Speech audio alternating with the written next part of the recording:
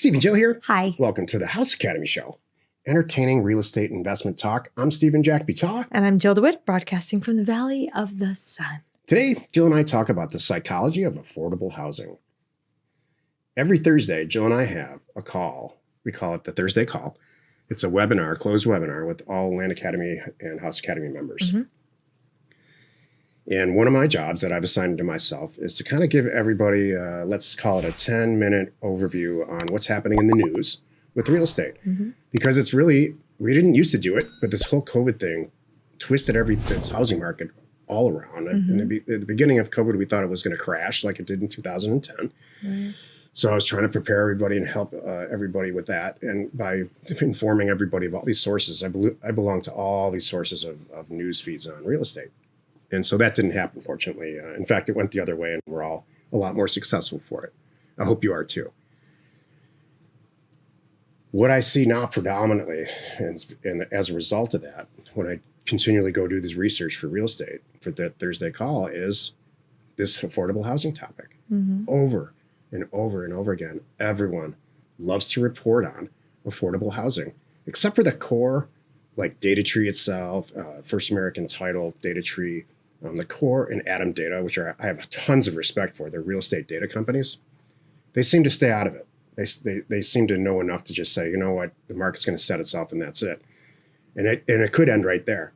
But that's not what happens. This day and age, it's just a current event. Affordable housing is a cool thing to talk about. Mm-hmm. Why? Because people have this perception that they can't afford houses, but that's just not the case at all. Mm-hmm. They absolutely can afford a house. In fact, I'll get into it in a minute. Before we get into it, let's take a question posted by one of our members on the landinvestors.com online community. It's free. And don't forget to subscribe on the Land Academy YouTube channel and comment on the shows you like. Charlie wrote, I have some questions about a title close versus a real estate attorney close. Number one, what does it mean when somebody says it's an attorney close state? Are there no title companies in those states, or is that an extra step on top of what the title company is already doing? Should we answer them in order or just go through them? Sure. Okay. Go ahead. So number one is, yes, there are states, really only one that I can think of in particular, that require an attorney basically to oversee the transaction. And usually there's an attorney at the title company that's overseeing it all. And I've had some transactions like this where in other states, they still have an attorney overlook their transactions, even though it's not required. It's just kind of like an extra layer of insurance for them. So that's what that means. Number two, I've also heard it's faster with a real estate attorney, and I'm partially the problem myself here for this one because I really promote this. Can I ditch my title company in Texas and do everything with an attorney? Hell yes. Yeah. And I would encourage you to do that. That's it. So for number two, that's my now new way of getting deals done. First, I'm going to try to find an attorney nearby, have a quick conversation with them because they can do these transactions often cheaper and faster with title insurance than a title company. Some states we have lawyers that do it. Mm-hmm. Some states we've been ingrained in so long that we have an amazing staff set up for title, so we use them. This is sort of this isn't working anymore, so I'm going to go try something new. And if you're in a case like that, or you're in a new state, try it. Try to get a lawyer. Yep. Oh, and then number three is going to answer the question I was going to just throw out there. Number three, how do I find a good real estate attorney? I'm sure there's some trial and error, but is there some specific experience or certification they should have that makes them better suited for our business? So honestly, call the county. That's how I do it. I called the county and said, hey, what's an attorney that you like that works with you guys that can help me get transactions done? And they'll give you a couple names and there you go. And you just go look them up and you're off and running. The good recorders will say something like this. Sally Smith, she's been doing real estate deals in this county for 40 years. And her office is right around the corner. The same building as the county building. We have lunch sometimes. That's the response you want. Then you want Sally Smith to do your deals. Exactly. Good questions. Today's topic, the psychology of affordable housing. This is the meat of the show. FYI, that applies to houses too, since we're talking about the house show. Yeah, totally. No difference in a transaction. Yeah, it doesn't matter if it's land or a house. All that applies. In fact, the business, just to close that topic, the business, how we do it, where we don't have inspections and on houses or land. We and there's no lenders. Lawyers love that stuff. That's All true. they have to do is process paperwork and act like a mediary or an escrow agent and get a title plan. And for some reason, lawyers can get title plans done in days, inside of a week. And the escrow part is simple.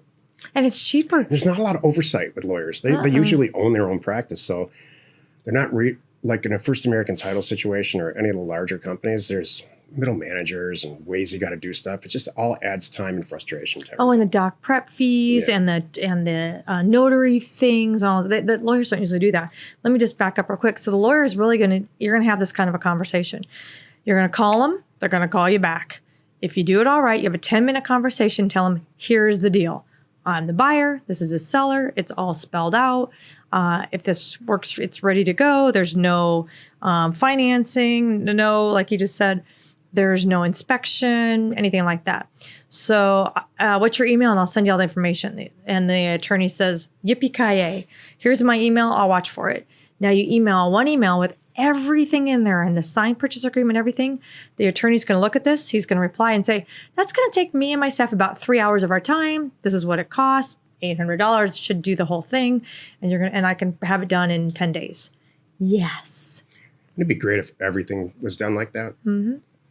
Totally. And then you could have more time to horse around with the people you like. That's my whole goal. Don't even get me started. No, I mean you. Horse around with you. No, I know that. No. I just mean that's the way life should be. That's part of the things that I am pushing for as far as just the way we do business. And I'm trying to teach other people how to do this too. So we're so trained to follow a checklist of 10 steps. I don't care what it is you're doing right now today. I'm supposed to do this and send this and do this and sign this. And why don't you pick up the phone, call the person and just say, hey, I owe you X amount of money. I don't know. Everybody makes things so hard when it shouldn't be like that. First of all, start questioning the checklist. Yeah. Did you make the checklist? We don't know. And if half of it doesn't make sense to you, then don't do half of it. Exactly. This is a whole different show. I know.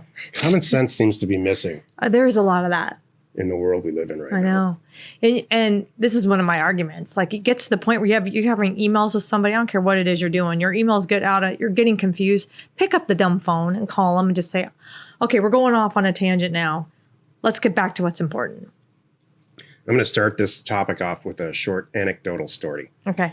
Several years ago in Redondo Beach, Jill and I attended a photo shoot. Photo shoot was for us, for all the Land Academy pictures and stuff like that. And the photographer had a makeup person with her to do both of our makeups, actually. And a little bit ashamed to say, yeah, I actually have makeup on right now. That's a whole different problem. You just have a little powder on your nose. You don't have makeup on. Don't worry. So, and we all got to talking. This is by leaps and bounds, the best photographer I've ever dealt with, ever. She was just a blast. She made us look great. She made Joanna. She solved all of my physical problems. The click of a shutter. That's right. Don't worry. I can shave 20 pounds off you. Don't worry. So we're going through this photo shoot, having a blast. She's making us feel great, dressing us up in different stuff. And it's all going great. And it's in her house. She's got a little makeshift studio. And the makeup person's there. And we were talking about they were asking us questions about real estate. I said, are you kidding? We're sitting in one of the greatest real estate markets in the world. That I've ever experienced. That's experienced in those little beach communities in Los Angeles County, the ones that are on the ocean, double in price every 10 years. And you can go back. Somebody said that to me when I first moved there. And I said, yeah, right. That's no way. I only know about real estate. No one else knows about real estate. No, it's totally wrong. They do double every 10 years. And so to which I said, we should all be celebrating. To which the makeup person said, I know, but what are our kids going to do? Oh. Well, that sent me down. And I said, they're not going to be able to live here. And she said, where are you from? I said, I'm from Detroit. And she just looked at me like, go back there. Listen, here's the thing about affordable housing. If you can't afford it, you can't live there. Yeah. So let's go back to the data. Every time questions come up, what do you mean you can't afford it? You can't live there. What is all this about affordable housing? Like, we just can't afford it. Yeah, you can't afford it. You can't afford to live there.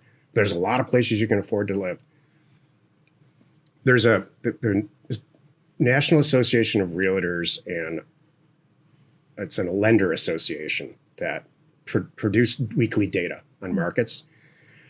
Produce a statistic called the Housing Affordability Index, and it can get down as far as zip codes. It certainly can get to an MSA, the statistical market. And so 100 is the baseline. And so they look at all the money, the money that households make, and they look at the average SFR, the house price, and they gauge it against 100. So if a lender looks at all your stuff and says, you are at 100 for this house that you want to buy, that means you're scraping along the bottom of affording it. And they'll probably lend you money on 100. Well, the national market, if you just look at the nation as a whole, it's between 120 and 140, which means everybody can afford where they live. So the people that are barking about affordable housing and make it such a prevalent topic are people who don't make enough money to live where they want to live. Well, guess what? I want to live on a house in the ocean in Palos Verdes, California. I can't afford it. We can. I don't think so. We can. Not in the house that I really want. We could. So hold on a second. Okay. Let me go ahead, and then I want you to obviously jump in. The problem is with affordable housing is this generation that is not used to losing anything. They're not used to failing in any way. Want to live in the cool places that are really, really expensive, and they don't make enough money. So my entire life, I've not made enough money until very recently, not made enough money to live where I want to live. You have. And so what have I done? Okay. Gone and lived where places that I didn't necessarily want to live in, or houses that are maybe in borderline disrepair. Because I go to where I can afford it, and I don't whine about it. Okay. I don't want to get political, because you can get political on this. I didn't get political. No. I'm being careful not to get political here. I know that. I just kept it together for my little part of this. So can you do it or not? Well, I'm just making a statement, which is a healthy reminder to myself. Oh, you're talking to yourself. Yes, I am. That was me out loud. Don't get political. So that wasn't for you. So I thought it was for me. No, it wasn't for you. So, because I could get there. No, because I would argue that, here's why. You and I have successfully, I think, lived anywhere we wanted to live comfortably. Anywhere that I wanted to live. Literally anywhere I wanted to live comfortably, I've done. And I've also laid in bed and watched House Hunters International.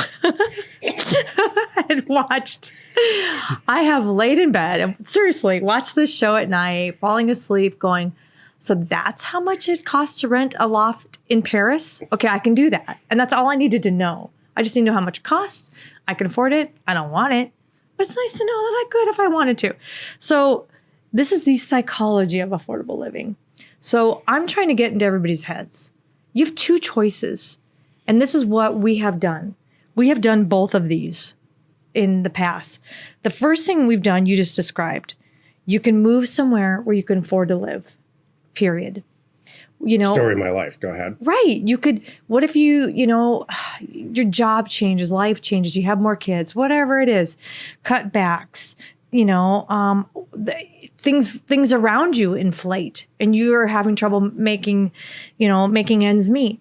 So you can, and we've done this in the past, successfully move to where it is more affordable, to have a better quality of life rather than suck it up and try to make ends meet and be miserable. And house poor. Yeah. And that, exactly. So I watched my parents do that. Right. They rented a house for years. They rented until I was 18 years old. And then they bought their first house to save up and get what they wanted to get in the right area and did it all right. Bought it from a bank in Laguna Hills, and it worked out great from there. And then that set him on that next path. So, but then also another thing happened at that time, which is what you and I've done. You can also make more money. I know it sounds silly, but you know what? So do something. I don't know. Go get a degree. Go get an education. Learn something. Take on another job. Just make a change. What if you're in a job that you hate anyway and you're not making enough money? Go do something else. And I think people just get comfortable and complacent. It's an opportunity to move. Yeah. It's a privilege to go move and try to improve your life. Totally. That a lot of people in this world don't have any option. They have no possibility of ever hoping to move from the stuck situation that they're in. They can do it. They choose not to. Around the world? No, there's a lot of people around the world that just have no maybe around the option. World. There's a lot of people in this country. I'm going to give the raw numbers here in a second. Well, how about this? I think for the majority of us listening, we can pick up and leave if we need to and find another place with good schools that we can A, afford, and B, has more job opportunity. I agree with that. Thank you. Here's the raw numbers. The federal minimum wage is $7.25 right now. That's ridiculous. Which personally, I absolutely agree with that. I don't want to get political on this at all. I think it's an outrage how low it is. I think there are political powers that keep it that low. Huge groups, people, massive big box retailers and fast food restaurant chains that have political power in Washington to keep it that low. But thankfully, the states have the right to supersede that. So in certain states, specifically California, where it's a lot more expensive to live, the minimum wage is a lot higher than that. But let's just talk about the states that have chosen to keep the $7 and $7.25, I think it is. Two people making $7.25 an hour who work full time can afford about $120,000 house, $125,000 house. Sounds like barely. Then that puts them at 100 housing affordability index marker. Okay. So you can afford all kinds of houses. And then believe me, there's $7.25 jobs in every rural market and just about every rural market in this country because of Walmart and all kinds of other places. So if that's your personal requirement is to make minimum wage and you have some type of partner or roommate or housemate, that's what you can afford. I will tell you on a personal note, our ding-dong number 3 kid just got a job for $27 an hour because there's no place to work. They can't find workers. Yeah. 2 people making $27 an hour. There's lots of places to work, but $400,000 or $500,000 affordability market. People don't want to work. So, well, let's not talk about that. Oh, sorry. So my point is the affordability, the so-called housing affordability crisis that we are going through right now, we've always gone through it. It's always really expensive to live in New York, incredibly expensive to live in California and the big cities. Always has been. Always. True. You need, if you're one of these people that are complaining about this, and you're probably not because you turned the show off a long time ago, find a place where you can live and build a life like the rest of us. Yeah. And then, like those parents, move up through the ranks that way. I bet you're not happy that you could join us today. Oh. And if it's sad enough for you to listen to this 5 days a week, we are here on the Land Academy show. Oh my gosh. Tomorrow will save you. Hopefully this didn't piss you off. And please comment. Feel free to comment. It's all good. All right. Tomorrow the episode on the Land Academy show is, it's Jack Thursday. And we're going to talk about money management. Oh, great. As if we didn't get lectured enough. It's all positive, promise. You're going to lecture me some more tomorrow? No, thank you. You are not alone in your real estate ambition. If you need access to any sort of ownership or property details, including owner phone numbers and FEMA flood map overlays, please check out parcelfact.com or neighborscoop.com. Created by investors, that's us, for investors like you. Now, okay, here's my point. Because we've had employees, remember this one employee years ago who said, you know what? And he came from another country. He lived in England for a while. And he said that being here in California forced him to really up his game. He was born in Caracas. Thank of all you. places. Yeah, and to really push himself to make, because he wanted to be here so bad, to work hard, to learn, and to get a good paying job and keep that job. He did. So he could afford it. And then he was able to buy himself a BMW and all kinds of things. So I that's where I go to. I'm like, there's a little bit of it, it's in our heads, it's in us, like that, you know, not like, I guess you're right. It's not everyone has that, but a lot of us have the opportunity and we don't take it and we don't push ourselves. He was renting a house when he came to us, started working for us with his brother and 2 other guys, and, you know, all packed into a 1-bedroom apartment or something like that. Not a good part of town. And he got himself out of that inside of a year working with us. You know what? When I was in my 20s and I first moved to Redondo Beach, I was one of 5 roommates in a 3-bedroom. Me too. There you go. So it's just, that's how it should be. So I mean, all kidding aside, you have control over your life. You have control. I'm going to talk about that tomorrow. Thank you. It comes down to money management and managing things. That's good. Thank you for tuning in. We would love to connect with you every other Thursday on Clubhouse. So go to Clubhouse, find the Land Investing Club, check out our schedule, and join us. We are Steve and Jill. Information and inspiration to buy undervalued property. We hope you found our content valuable and we appreciate your support. If you have not already, please check out our channel and hit the subscribe button. And your comments and suggestions help us to create the content you're here for. Hitting the like button helps to support our channel's algorithm and gauge your interest for future shows.